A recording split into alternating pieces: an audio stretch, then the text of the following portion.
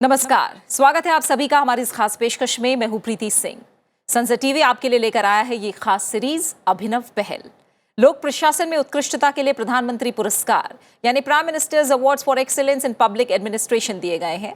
इन awards का उद्देश्य मकसद समाज के ऐसे अधिकारियों और संस्थाओं को पुरस्कृत करना, सम्मान देना है जिन्होंने देश और समाज के लिए विशेष कार्य किए हैं।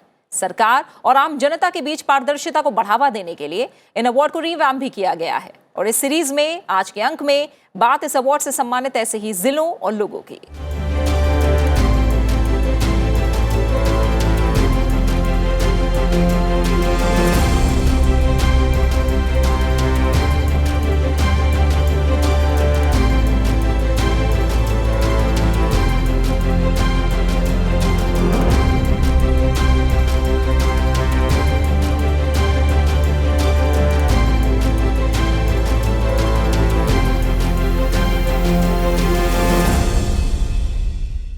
इस बार अपने इस अंक में हम बात करेंगे आकांक्षी जिला यानी एस्पिरेशनल डिस्ट्रिक्ट्स प्रोग्राम के अंतर्गत prime Minister's Awards for Excellence in Public administration का सम्मान पाने वाले बारामूला जिले की। नीति आयोग ने नक्सल हिंसा, आतंकवाद से प्रभावित, सामाजिक या आर्थिक रूप से पिछड़े 112 जिलों की पहचान की है ताकि उनके समग्र विकास में सहायता करके उन्हें आगे लाया जाए और ये जिले भी विकास के पैमाने पर दूसरे जिलों के समकक्ष कंधे से कंधा मिलाकर आगे बढ़ सकें। एस्पिरेशनल डिस्ट्रिक्ट्स प्रोग्राम के अंतर्गत इन जिलों की हर महीने डेल्टा रैंकिंग जारी की जाती है। इस बार जम्मू कश्मीर के बारामूला जिले को prime Minister's Awards for Excellence in Public administration सम्मान दिया गया है। आकांक्षी जिला कार्यक्रम के तहत बारामूला ने प्राथमिक स्वास्थ्य केंद्रों, सामुदायिक स्वास्थ्य केंद्रों में बर्थ वेटिंग वार्ड, सभी प्रसव केंद्रों का उन्नयन और सभी आंगनबाड़ी कार्यकर्ताओं के लिए पोषण ट्रैकर टैब स्थापित करने का गौरव हासिल किया है।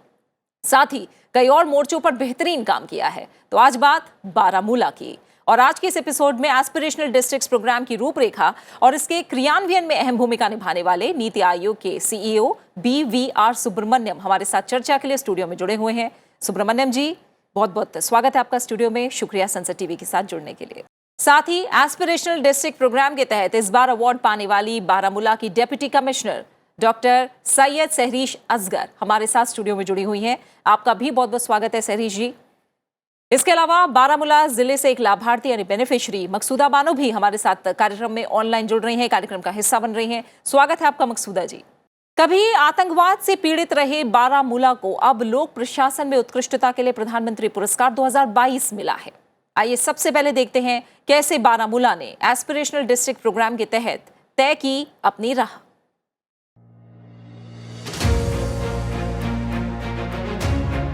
जम्मू कश्मीर के एस्पिरेशनल डिस्ट्रिक्ट बारामूला ने हर क्षेत्र में उम्मीदों के नए रंग भरे हैं। बारामूला पिछले 2 सालों में एक ट्रांसफॉर्मेटिव चेंज यहाँ पर हुआ है। हेल्थ में सबसे इम्पोर्टेंट था हमारे लिए जो हमारी इन्फेंट मोर्टालिटी है या मैटरनल मोर्टालिटी है उसको कम करना। मातृ और शिशु मृत्यु दर जहाँ ज्यादा थी, उन्हें चिन्हित कर उन पर नियंत्रण पाने के लिए ठोस प्रयास किए गए। आज बर्थ वेटिंग वार्ड जैसी पहल ने संस्थागत डिलीवरी की संख्या को 75 से बढ़ाकर लगभग 99% कर दिया है। आंगनवाड़ी सेंटर्स वाले हमारे घर आते हैं, हमारा पूरा ध्यान रखते हैं और हमें आयरन भी देते हैं, न्यूट्रिशन भी खिलाते हैं, फॉलिक एसिड भी हम लेते हैं। एजुकेशन सेक्टर में काफ़ी काम करने की ज़रूरत थी, इसलिए हमने ICT लैब्स का इस्तेमाल किया ताकि एक स्कूल से भी हम डिफरेंट स्कूलों को कनेक्ट कर सकें। इसी तरीके से जो फेल्ड स्कूल्स थे वो हमने आइडेंटिफाई किए जहाँ पर बहुत कम रिजल्ट आ रहा था, उनको हमने मॉडल स्कूल्स में कन्वर्ट किया। हमारे स्कूल में बहुत सी फैसिलिटीज़ है, हमें बहुत मज़ा आता है यहाँ पे। अगर हम एग्रीकल्चर की बात करें तो हम एक मिल्क डेफिसिट डिस्ट्रिक्ट थे, आज हम मिल्क सरप्लस हैं और बाकी डिस्ट्रिक्ट्स को भी एक्सपोर्ट करते हैं।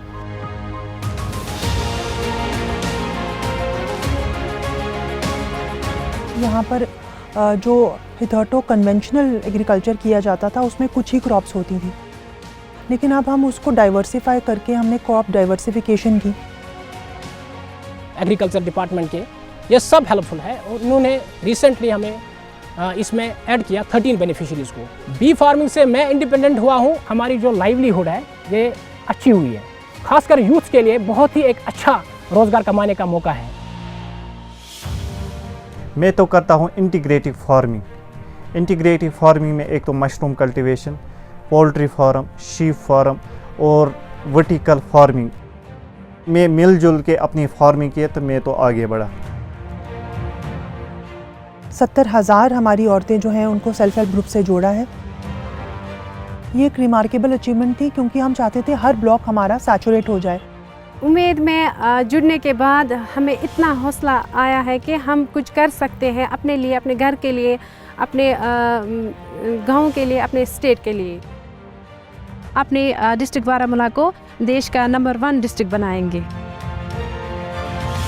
सितंबर 2021 की नीति आयोग की डेल्टा रैंकिंग में बारामूला जिले ने एस्पिरेशनल डिस्ट्रिक्ट्स के बीच तीसरा स्थान हासिल कर एक बार फिर से लगाई है सफलता की लंबी छलांग। जम्मू कश्मीर के एस्पिरेशनल डिस्ट्रिक्ट बारामूला द्वारा अपनी समृद्ध पहचान बनाने के लिए किया जा रहा सफल प्रयास प्रशंसनीय है।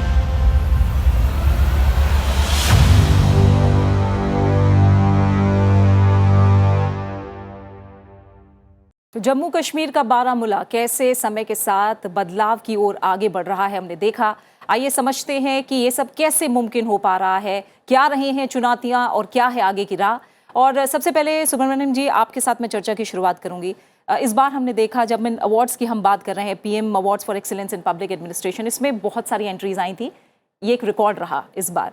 अगर एस्पिरेशनल डिस्ट्रिक्ट्स प्रोग्राम के अंतर्गत बात करें, इसमें भी कई नाम थे। बारामूला का चुनाव, इसके पीछे क्या कारण रहे? प्रीति जी, ये बड़ी खुशी की बात है कि बारामूला का अवार्ड मिला है। इससे पहले हम समझ लें कि एस्पिरेशनल डिस्ट्रिक्ट्स प्रोग्राम का लक्ष्य क्या है।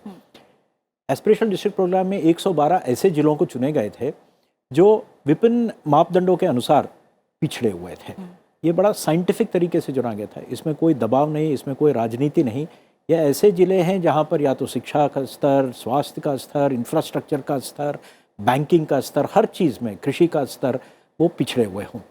और इन 112 जिलों को इस आधार पर चुनने के बाद ये तय किया गया था कि यहाँ पर विशेष रूप से एक केंद्रित अटेंशन देकर इनको आगे कैसा लिया जाए, बाकियों के साथ कंधा से कंधा मिला के इनका तरक्की कैसे किया जाए। एक संयोग की बात है कि मैं इस बार सिलेक्शन कमेटी में भी था और कुछ वर्ष पहले 3 साल के लिए मैं जम्मू एंड कश्मीर का मुख्य सचिव भी था। जब मैं J&K में 2018 में गया था, और बारामूला एक अच्छा उदाहरण है, 2018 जून में मैं गया था, जम्मू एंड कश्मीर में 2 एस्पिरेशनल डिस्ट्रिक्ट थे, एक बारामूला और एक कुपवाड़ा। और आश्चर्य की बात यह है कि दोनों जिलों का नंबर, जो रैंकिंग है टोटल 112 में, 100 से नीचे था। तो ये थी इनकी ओरिजिनल हालत। तो जो चयन किया गया वो तो सही किया गया। ये इन जिलों में ऐसा नहीं है कि ये ज़िले मशहूर नहीं है। बारामूला में भारत का सबसे मशहूर स्नो का डेस्टिनेशन है गुलमर्ग।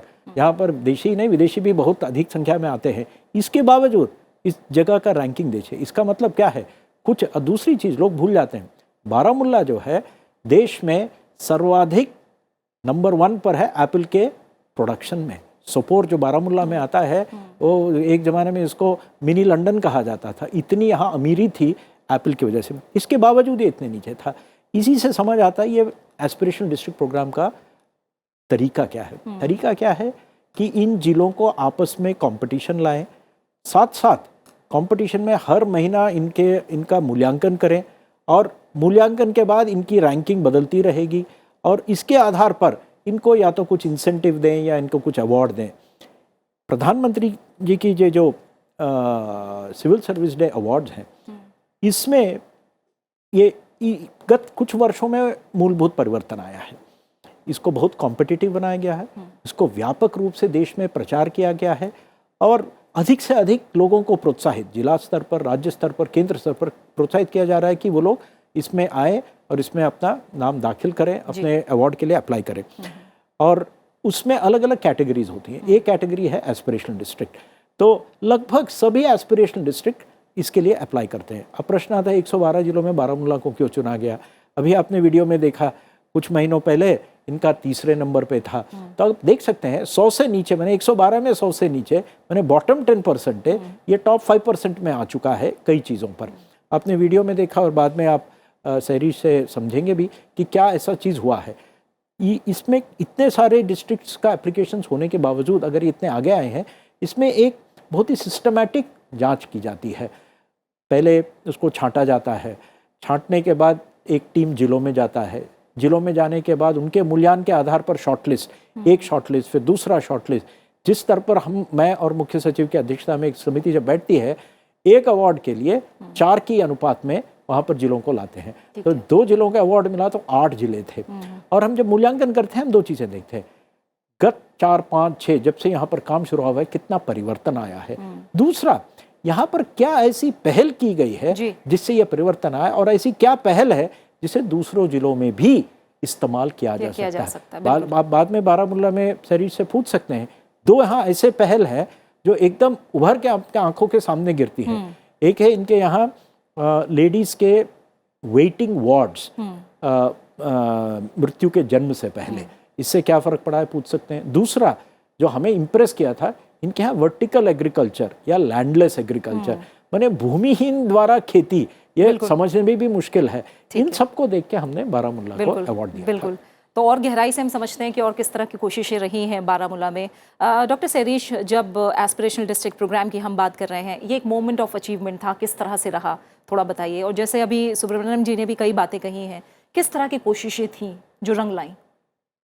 सबसे पहले तो मैं कहना चाहूँगी कि बारामूला जब हमने स्टार्ट किया, जैसे अभी वीआर सर ने भी कहा कि एक ऐसा डिस्ट्रिक्ट था जो 100 रैंकिंग से भी नीचे था। तो जब हमने स्टार्ट किया तो एक बहुत ही नीचे वाले स्तर से स्टार्ट किया था, लेकिन इसमें हमारी उम्मीद ये थी कि हमने नंबर 1 पे आना है। और मैं भी जब से ज़िले में आई हूँ तब से भी हमने जो मेन फोकस हमारा ये रहा कि जितने भी सेक्टर्स हैं, किसी एक सेक्टर पे नहीं बल्कि 5 के 5 सेक्टर्स और 49 जो इंडिकेटर्स जो नीति आयोग हमें देता है, उन सब पे काम करना है। इसी को लेकर हमने टीम्स बनाई। जो बेस्ट हमारे ऑफिसर्स थे, जिसमें सरकार ने जो पोस्ट किए थे वो तो थे ही, लेकिन उस पूरी टीम में जो बेस्ट ऑफिसर्स थे, हमने उनकी मिनी टीम्स बनाई, जिनको हमने एक तरीके से हर दिन की मॉनिटरिंग करना स्टार्ट किया। तो जब हमें ये अवार्ड मिला है तो मैं समझती हूँ कि वो सारी जो मेहनतें हमने की और जो हमारी कंटिन्यूअस मॉनिटरिंग रही, चाहे वो ब्लॉक लेवल पे हो, विलेज लेवल पे हो, नीति आयोग के एक रेगुलर मॉनिटरिंग रहती है, जिससे कि एक कॉन्टीन्यूअस प्रेशर रहता है फॉर गिविंग सम प्रोग्रेस। तो वो एक कॉन्टीन्यूअस प्रेशर का एक रिज़ल्ट था, जिससे कि एक पूरी टीम जो है वो बहुत ज़्यादा खुश भी है, और लेकिन हम ये भी है कि अब हमें इसको सस्टेन करना है, नंबर 1 पे ही रहना है। तो मैं समझती हूँ कि खुश तो बहुत हुए हम, और हमने जब वापस गए तो अपनी टीम को भी शाबाशी दी, उनको रिकॉग्नाइज़ किया जिन्होंने इसमें एफ़र्ट्स डाले थे। लेकिन इसी के साथ साथ हमने ये भी दृढ़ निश्चय किया है कि हर साल जो है हमें इसको और इम्प्रूव करना है। हम 100 से अगर नीचे थे और आज हम इतने अच्छे रैंक्स पे आए हैं, तो अपनी जो इनिशिएटिव्स थे उनको किस तरह से सस्टेनेबल बनाना है, ताकि ये ना हो कि कुछ ऑफिसर्स जाएं और वो सस्टेनेबल ना हो या वो इनिशिएटिव्स ख़त्म हो जाएं। उस पे हम जोर दे रहे हैं। एग्रीकल्चर, जैसे सर ने भी कहा, एक बहुत इंपॉर्टेंट सेक्टर हमारा है, क्योंकि 70% जो हमारी पॉपुलेशन है वो एग्रीकल्चर और अलाइड से जुड़ी हुई है। और इसको किस तरह से 1 क्रॉपिंग से लेकर 2 क्रॉपिंग तक हम गए, वो भी एक हमारी अचीवमेंट थी। मस्टर्ड कल्टीवेशन जो कभी सोची नहीं जाती थी कश्मीर में होगी, हमने ऐसे एरियाज़ में मस्टर्ड कल्टीवेशन की जिससे कि डबल क्रॉपिंग में हम गए। फार्मर इनकम जो 1.5 लाख पर एनम थी वो 3 लाख तक पहुंच चुकी है, क्योंकि हमने एग्रीकल्चर के साथ साथ अलाइड सेक्टर्स जो हैं, एनिमल हस्बेंड्री, मिल्क प्रोडक्शन, जो आपने वीडियो में भी देखा कि हमारी ऐसी काउज़, हमने मिल्क काउज़ जो हैं नेबरिंग डिस्ट्रिक्ट से और नेबरिंग स्टेट से लाई, ताकि हमारे जो लोग हैं वो एग्रीकल्चर के साथ साथ एनिमल हस्बेंड्री में भी जाएँ और अपनी इनकम को और बढ़ाएँ।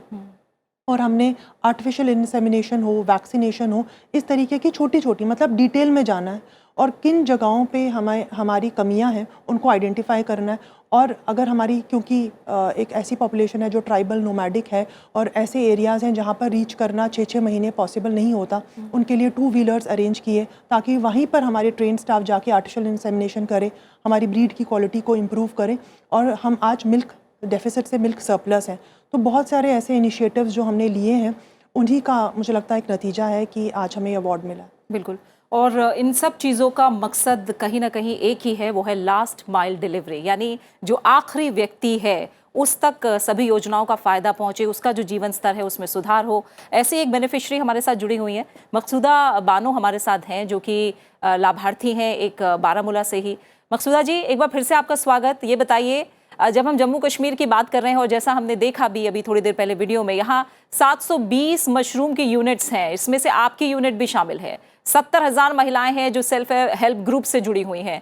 आप मशरूम की खेती कर रही हैं, आर्थिक रूप से खुद को मजबूत बना रही हैं। कैसे इस काम की शुरुआत हुई, कैसे आपको प्रेरणा मिली और प्रशासन ने इस काम में कैसे मदद की आपकी? पहले मैं आपका शुक्रिया अदा करना चाहती हूँ कि आपने मुझे यहाँ पे आने की दावत दी। मैंने 2019 में एक ट्रेनिंग प्रोग्राम में हिस्सा लिया था। वहाँ पे मैंने पहली बार मशरूम की खेती के बारे में सुना था। फिर मैंने सोचा, मुझे ये सुन के बहुत ही अच्छा लगा। फिर मैंने सोचा कि मैं भी इसमें अपना किस्मत आजमाऊँ। फिर मैंने रजिस्ट्रेशन की, डिस्ट्रिक्ट एडमिनिस्ट्रेशन ने भी उसका जो प्रोसेस था वो भी आसान रखा था। उसमें भी मुझे कोई खास तकलीफ भी ना हुई रजिस्ट्रेशन करने में। उसके बाद मैंने एक डिस्ट्रिक्ट एडमिनिस्ट्रेशन ने मुझे एक यूनिट प्रोवाइड किया था। एक यूनिट में 100 बैग्स होते थे। क्योंकि मेरे पास ज़मीन भी बहुत कम थी, मैंने अपने घर का एक कमरा के लिए चुना। उसमें मैंने शेल्फिंग की, उस पर मैंने मशरूम खेती शुरू कर दी। फिर डिस्ट्रिक्ट एडमिनिस्ट्रेशन ने भी मुझे बहुत ज़्यादा सपोर्ट किया, मतलब इसकी खेती करने में, खेती कैसी करती है उसने मुझे बहुत ज़्यादा सपोर्ट किया और मार्केटिंग में भी बहुत ज़्यादा साथ दिया मेरा। ठीक है, इसके अलावा भी आप बहुत सारे काम कर रही हैं, उसके बारे में हमें पता है और उस पर भी हम आपसे बात करेंगे मकसूदा जी। फिलहाल सुब्रमण्यम जी, जैसे आपने समझाया कि जो एस्पिरेशनल डिस्ट्रिक्ट प्रोग्राम है कैसे काम कर रहा है, इसमें कुछ चीज़ें हैं, जैसे अभी हम बात कर रहे थे डेल्टा रैंकिंग की, जो कि हर महीने दी जा रही है। यानी हर महीने कहीं ना कहीं प्रोग्रेस को मॉनिटर किया जा रहा है, एक डैशबोर्ड है जिस पर दिखाया जा रहा है। और जो सेक्टर्स की हम बात कर रहे हैं, 5 ब्रॉड सोशियो इकोनॉमिक थीम्स हैं: health and nutrition, education, agriculture, water resources, financial inclusion, skill development और इंफ्रास्ट्रक्चर। इसके अंदर भी 49 की परफॉर्मेंस इंडिकेटर्स हैं जिनके तहत ये रैंकिंग हो रही है। यानी बहुत बारीकी से काम हो रहा है और मॉनिटरिंग भी उतनी बारीकी से हो रही है। थोड़ा बताइए डेल्टा रैंकिंग क्या है और हर महीने क्यों इसको देखा जा रहा है? 2 चीज़ें हैं जी एस्पिरेशनल डिस्ट्रिक्ट प्रोग्राम में। पहली चीज़, जिला में जिलाधिकारी और उसके टीम का नेतृत्व। और अभी आप उदाहरण देख रहे हैं कि हर जिलाधिकारी या डीएम या डीसी जो भी बोलेंगे, अपने ज़िलों में उनको लगता है कि हमें विशेष ध्यान दिया जा रहा है, तो उनको लगता है कि हम बेहतर काम करेंगे तो हमारी रिकॉग्निशन होगी। दूसरी चीज़, रिकॉग्निशन कैसे मिलेगी, उसके लिए कुछ रैंकिंग चाहिए। नॉर्मली डेटा जो होता है साल में एक बार मिलता है, और साल में एक बार मिले तो अब जिलों की साल में एक बार रैंकिंग, कई बार आप मैगजीन्स में देखते हैं राज्यों का रैंकिंग होता है कई चीज़ों की। अब एक साल बहुत ही लंबा सफ़र होता है और एक साल के बाद आपको परिणाम बहुत ही देर से दिखते हैं, फिर 1.5 साल हो जाता है उसका हम मूल्यांकन करके हमको अवार्ड दें। तो इसीलिए यहाँ पर हर महीना डेटा निकाल के उनकी रैंकिंग की जाती है और इसमें बहुत मेहनत लगता है। जैसे आपने बताया 49 इंडिकेटर्स हैं, इनका डेटा एकत्रित करना और इनको 5 थीम्स में जोड़ना, और इन 5 थीम्स में अलग अलग रैंकिंग होती है। और डेल्टा रैंकिंग एक अनोखा पहल है नीति आयोग का। उसमें क्या है कि अगर आप मान लीजिए दुनिया के सभी क्रिकेट के देशों का रैंकिंग करें, कुछ छोटे छोटे देश हैं जो कभी क्रिकेट खेलते नहीं हैं, कोई यूरोप के कुछ देश हैं, मान लीजिए हॉलैंड है या बेल्जियम, वो हमेशा नीचे ही रहेंगे, भारत और ऑस्ट्रेलिया ये ऊपर ही रहेंगे। तो फिर उनको आप कैसे प्रोत्साहित करेंगे? डेल्टा रैंकिंग उसमें बड़ा काम आता है। डेल्टा रैंकिंग का मतलब है कि आप पिछले महीने और इस महीने के बीच आपने कितने प्रगति की, कितनी तरक्की की। तो अगर कोई व्यक्ति रैंकिंग में या किसी स्कोर में वो 50 से 60 जाता है तो उनका सफलता 10 का एक्स्ट्रा मिला है डेल्टा। कोई 20 से 40 जाता है, बेशक 60 से 40 कमी है, लेकिन उसने जो डेल्टा हासिल की वो 20 की हासिल की, तो डेल्टा रैंकिंग में वो आगे जाते हैं। इससे क्या है, जो पिछड़े हुए जिले हैं इनको बहुत प्रोत्साहन मिलता है कि हम डेल्टा रैंकिंग के माध्यम से हम भी टॉप कर सकते हैं। तो बारामूला एक ऐसा जिला है जहां डेल्टा में भी इन्होंने काफ़ी सफलता हासिल की और टोटल में भी काफ़ी सफलता हासिल, क्योंकि डेल्टा को अगर जोड़ते जाएंगे तो टोटल में भी इम्प्रूवमेंट होगा।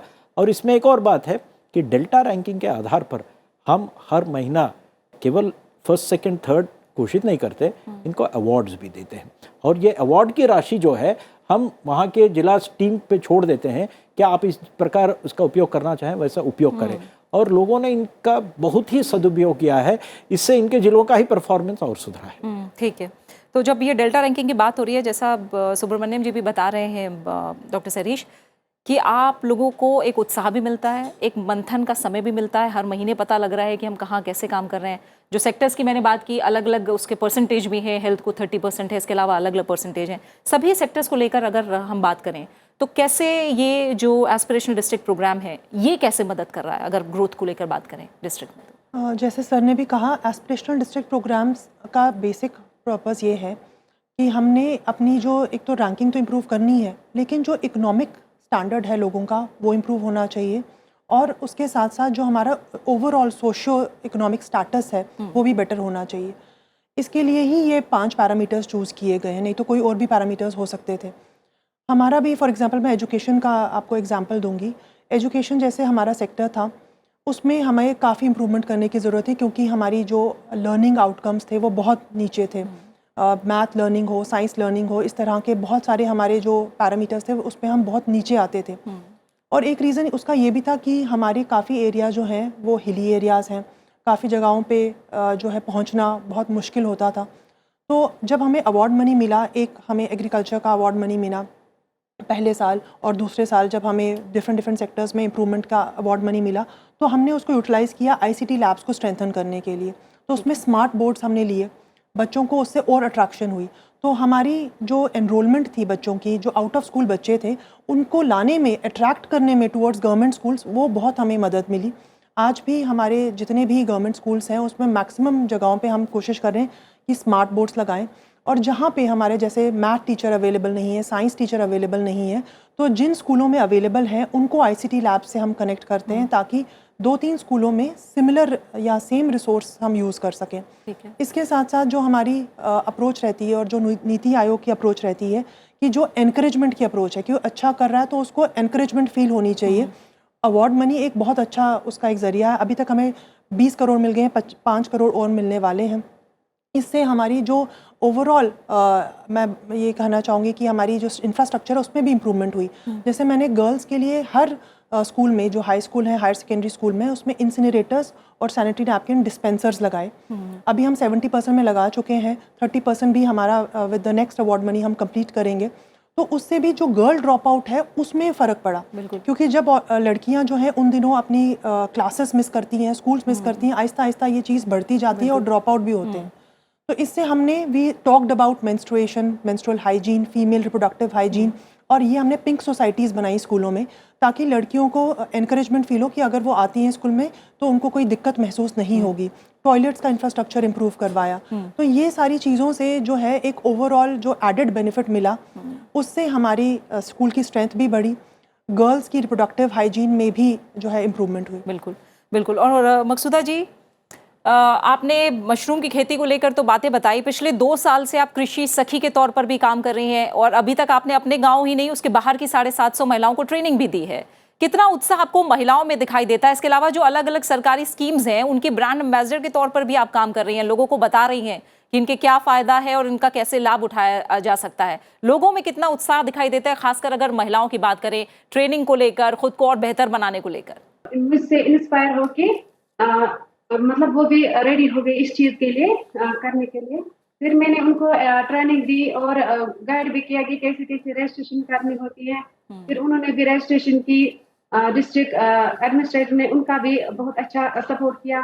फिर मेरे और आज मेरे साथ साथ और भी बहुत सारी महिलाएं हैं जो मशरूम की खेती कर रही हैं, वो भी उन इलाकों में जहाँ पे सर्दी भी बहुत होती है। दूसरी बात, वो ऑर्गेनिक फार्मिंग के लिए भी तैयार है, क्योंकि हम उनको ट्रेनिंग दे रही है कि मैं एज ए कृषि सखी भी काम कर रही हूँ NRLM उम्मीद में। हम उनको ट्रेनिंग प्रोवाइड कर रहे हैं कि ऑर्गेनिक फार्मिंग कितनी ज़रूरी है हमारे लिए। वो अब वो फार्मिंग छोड़ के जो वो पिछले 30-40 सालों से कर रही थी, वो छोड़ के अब ऑर्गेनिक फार्मिंग की तरफ आ रही हैं, और वो पुरजोश से वो कर भी रहे, क्योंकि उनको बहुत ज़्यादा मुनाफा आया है, खर्चा कम करना पड़ा, फ़ायदा ज़्यादा मिला, जिसकी वजह से वो बहुत ज़्यादा उत्साहित है, और डिस्ट्रिक्ट एडमिनिस्ट्रेशन का भी वो बहुत ज़्यादा शुक्रगुजार हैं। बिल्कुल। सुब्रमण्यम जी, आपकी तरफ मैं फिर से आऊँगी क्योंकि समय अब बहुत कम बचा है कार्यक्रम में। थोड़ा सा बताइए कि जो बेस्ट रिजल्ट्स रहे, बेस्ट प्रैक्टिसेस हैं अलग अलग ज़िलों की जो आगे आ रहे हैं, कैसे बाकी ज़िले भी उसका फ़ायदा उठा सकते हैं, इसके लिए क्या किया जा रहा है? और अब क्योंकि फोकस और ब्लॉक लेवल तक भी जा रहा है, एस्पिरेशनल ब्लॉक्स की भी बात हो रही है, ये कैसे होगा आगे? 2 चीज़ें Preeti ji. Number 1, best practices का एक संकलन एडमिनिस्ट्रेटिव रिफॉर्म्स डिपार्टमेंट तो निकालता ही है, जिनको सिविल सर्विस अवार्ड्स मिलते हैं। बट इसके अलावा, क्योंकि हमारे पास 112 ज़िले हैं, यहाँ पर हम लोग बेस्ट प्रैक्टिसेस सारे डीसीज का कॉन्फ्रेंस करके और न्यूज़लेटर्स निकाल के एक दूसरे को इसकी जानकारी देते हैं। बट आगे वाले दिनों में, अगले 3-4 महीनों में, हम लोग एक नॉलेज पोर्टल शुरू करने वाले हैं, जिसमें बेस्ट प्रैक्टिसेस को एकत्रित करके सर्चेबल बनाकर वहाँ पर होस्ट करेंगे। तो मान लीजिए किसी को कृषि के क्षेत्र में या गाय बछड़ी के क्षेत्र में या मछली पालन में कुछ जानकारी चाहिए, वो सर्च करे और तुरंत उसको ये जानकारी मिले कि क्या बेहतर किया जा सकता है, और दूसरा किन किन जगहों में मुझे रिसोर्स पर्सन मिल सकते हैं, उनकी फ़ोन नंबर, डिटेल, या दूसरे ज़िले में क्या पहल किया गया, इसकी जानकारी मिलेगी। दूसरी चीज़ जो आपने प्रश्न पूछा एस्पिरेशनल ब्लॉक प्रोग्राम के बारे में, माननीय प्रधानमंत्री एस्पिरेशनल डिस्ट्रिक्ट प्रोग्राम का असर और सफलता देखते हुए उन्होंने चाहा है कि इसको और नीचे ले जाए और एस्पिरेशनल ब्लॉक्स तक एक इसी प्रकार का प्रोग्राम शुरू किया जाए। उन्होंने इसका औपचारिक लॉन्च जनवरी में किया था, लेकिन एक व्यापक लॉन्च अभी होने वाला है।